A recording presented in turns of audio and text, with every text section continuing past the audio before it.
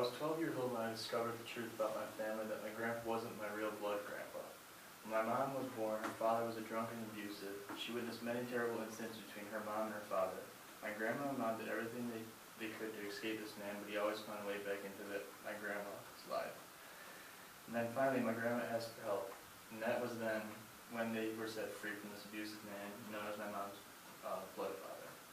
I'm going to talk to you about the terrible thing that's been happening in society known as abuse.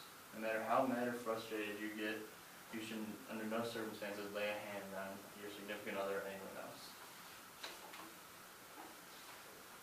So, how to escape abuse and not to deal with it.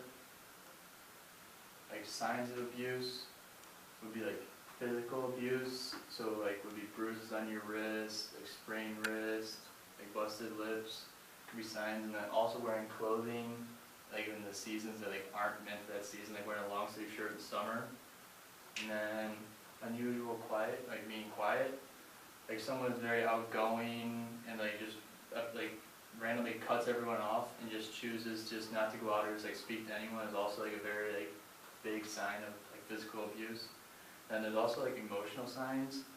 Buddy T, the founder of the online Allen Outreach and Committee, and has researched decades of alcoholism and abuse, said domestic abuse can take an emotional toll on victims to the extent that they will exhibit a sense of helplessness, hopelessness, and desire. They come to believe that they will never escape the control of this abuser.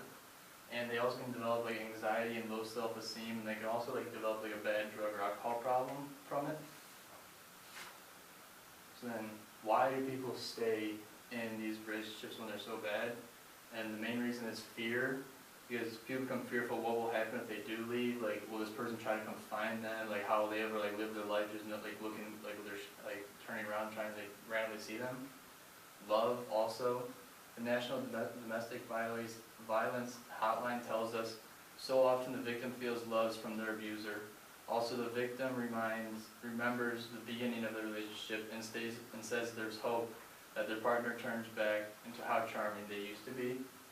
But you can't like live your life like just thinking about the past. Like you have to like live like in the present, like as to what's going on in your life. And like if you're being physically abused, like it's not like okay. Then, but also there's some religion aspect to it. Some religions get divorced, but their family's gonna be looked down upon because of it, or like they might be like gone like from their family. Like their family will not accept them from it anymore. And then how to leave is the most like biggest thing that people need to learn.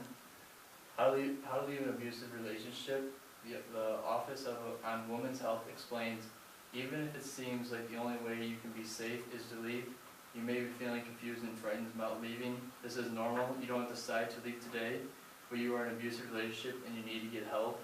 So like immediately when you like realize you're in an abusive relationship, you need to find a way out and you need to like reach out to someone. You can't be scared of what will happen.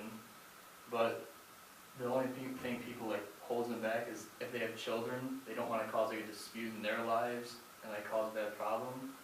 But they also don't know where to go. But they have like domestic violence shelters that offer special training for jobs, legal help in enrolling your children into school. They also help you find a permanent house, like to find a new life and start fresh.